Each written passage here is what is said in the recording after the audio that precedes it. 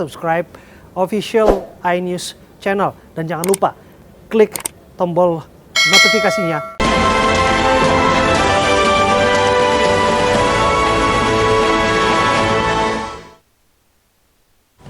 Ya pemirsa, kita awali iNews pagi hari ini dari ibu kota. Nekat beroperasi selama bulan suci Ramadan, sebuah tempat hiburan malam di ujung Menteng, Cakung, Jakarta Timur ditutup paksa oleh Satpol PP malam tadi. Selain ditutup paksa, petugas menyita ratusan miras karena tidak memiliki izin edar.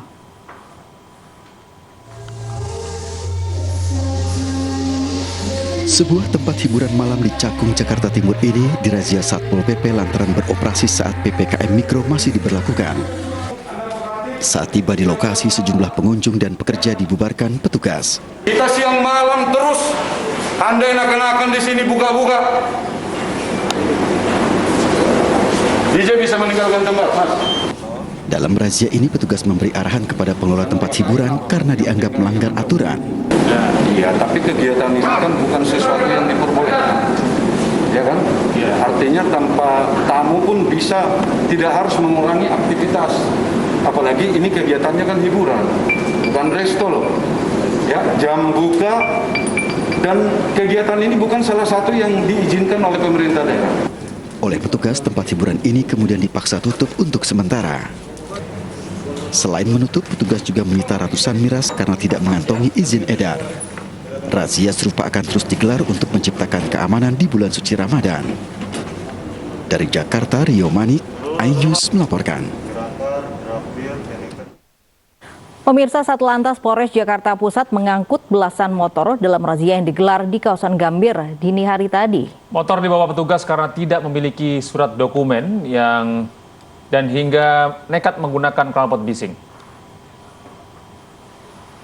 Ya, baik pemirsa, Satlantas Polres Jakarta Pusat melakukan kegiatan penyekatan kendaraan serta operasi lalu lintas di kawasan Gambir, tepatnya di Jalan Veteran 3 menuju ke Jalan Perwira, menuju ke arah lapangan Banteng, yang mana dari hasil penyekatan kendaraan yang dilakukan sejak Sabtu malam hingga Minggu dini hari, lebih dari 30 kendaraan terpaksa mendapatkan sanksi tilang. 17 kendaraan diantaranya terpaksa harus diangkut menggunakan mobil derek lantaran mereka tidak dapat menunjukkan surat-surat kendaraan seperti SIM dan STNK. Kemudian berdasarkan pemantauan kami pada Sabtu malam hingga Minggu dini hari, rata-rata para pengguna kendaraan roda 2 ini melakukan sejumlah pelanggaran seperti tidak menggunakan helm, kemudian tidak membawa surat-surat kendaraan, dan mayoritas adalah mereka tidak menggunakan knalpot sesuai standar. Yang mana memang pada masa sebelum Ramadan dan pada masa Ramadan, Satlantas Polres Jakarta Pusat memang gencar melakukan patroli serta penyekatan kendaraan untuk melakukan filterisasi kendaraan-kendaraan yang tidak menggunakan knalpot sesuai standar. Para pengendara kendaraan yang kedapatan tidak menggunakan knalpot sesuai standar ini akan didenda dan ditilang dengan denda maksimal sebanyak Rp250.000. Selain menyasar para pengendara kendaraan yang tidak menggunakan knalpot sesuai standar, kegiatan penyekatan kendaraan ini juga dilakukan oleh petugas kepolisian untuk mengantisipasi adanya kegiatan sahur on the road, yang mana seperti diketahui bahwa kegiatan sahur on the road sendiri masih dilarang oleh pemerintah Provinsi DKI Jakarta lantaran DKI Jakarta masih menerapkan PPKM berbasis mikro. Dari Jakarta, Vito Erlangga, Leman Agustwi Prasetyo, iNews melaporkan. Prajurit sejati, setia dan berani, selalu siaga, siap dan sedia, jiwa raga kami untuk nusa bangsa. Ada Tuhan, doa kami panjatkan, berkahilah tekad kami, bakti kami untuk rakyat yang tercinta, jiwa raga kami untuk nusa bangsa, jiwa raga kami untuk Indonesia.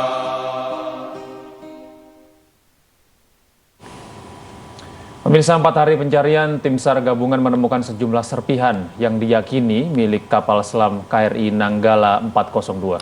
Namun TNI tidak bisa memastikan kondisi 53 awak kapal tersebut.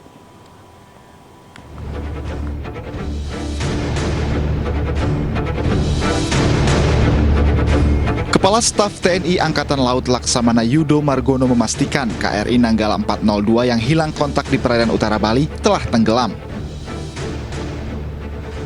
Hal ini dipastikan setelah kru pencari menemukan sejumlah barang diantaranya peluru tabung torpedo, pelumas teleskop kapal selam, dan alat yang digunakan ABK untuk salat serta spon penahan panas.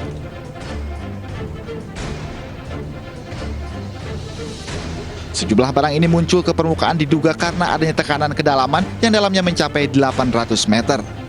Ia juga menegaskan tenggelamnya kapal ini bukan karena ledakan, melainkan karena keretakan. Sehingga barang-barang ini terbukti barang-barangnya bisa keluar, yang mana barang ini sebenarnya berada di dalam. Apalagi di yang teflon yang banyak untuk penahan atau pelurusnya torpedo shoot ini sampai bisa keluar, berarti terjadi keretakan yang besar. Jadi bukan ledakan. Kalau ledakan nanti sudah hampir semuanya. Nah ini karena retakan, jadi secara bertahap di bagian tertentu saat dia mulai turun ini pasti terjadi fase-fase mulai dari kedalaman 300, 400, 500 ini ada fase-fase keretakan. Karena kalau ledakan pasti ini akan terdengar, di sonar pasti terdengar kalau ledakan. Jadi bukan ledakan, jadi lebih pada keretakan. Meski tidak memastikan kondisi awak kapal, Panglima TNI Marsikal Hadi Cahyanto menyampaikan rasa prihatin yang mendalam atas kejadian ini. Saya sebagai Panglima TNI dan atas nama seluruh prajurit dan keluarga besar TNI, saya menyampaikan rasa prihatin yang mendalam. Dan kita sama-sama mendoakan supaya proses dari pencarian ini terus bisa dilaksanakan dan bisa mendapatkan bukti-bukti yang kuat seperti yang disampaikan oleh Bapak Kasal tadi. Kapal selam KRI Nanggala 402 hilang kontak di perairan utara Bali Rabu pagi dengan membawa 53 awak kapal. Saat ini TNI dibantu oleh kapal pencari Amerika Serikat, Singapura, Malaysia, dan India masih mencari keberadaan kapal buatan Jerman ini. Tim Liputan iNews melaporkan. Wakil Presiden Ma'ruf Amin mengajak seluruh masyarakat Indonesia mendoakan para awak KRI Nanggala 402. Ma'ruf juga mendoakan agar seluruh keluarga awak kapal diberi ketabahan. Assalamualaikum warahmatullahi wabarakatuh.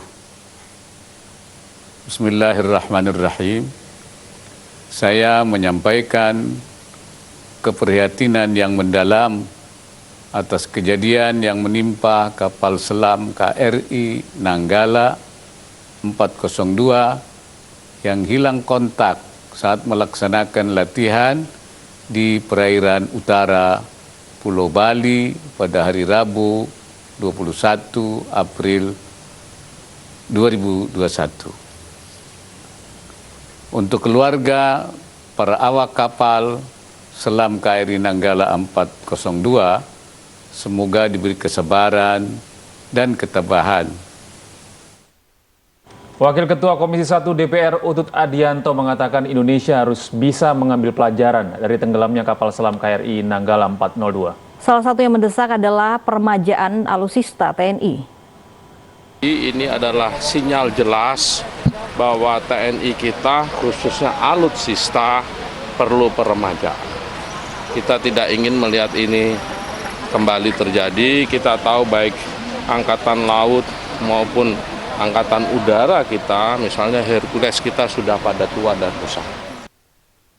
Sebelumnya Menteri Pertahanan Prabowo Subianto juga menyinggung soal pentingnya permajaan dan modernisasi alutsista negara untuk 3 matra TNI. Selain menjaga kedaulatan negara, memodernisasi alutsista negara juga terkait langsung dengan keselamatan anggota TNI.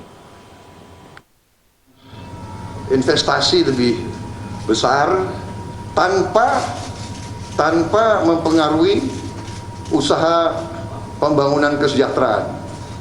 Nah, kita sedang merumuskan pengelolaan pengadaan alutsista untuk lebih tertib, lebih efisien. Tapi kita memang perlu meremajakan alutsista kita. Banyak alutsista kita adalah memang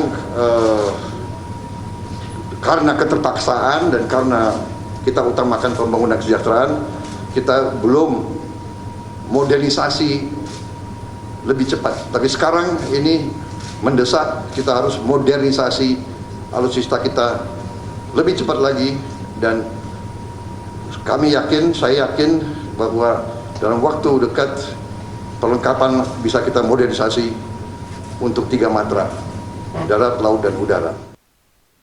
Duka mendalam dirasakan keluarga awak KRI Nanggala 402. Istri Serda Pandu Yuda Kusuma mengatakan pesan singkat berisi pamit akan bertugas latihan militer di Selat Bali menjadi pesan terakhir yang diterima dari suaminya.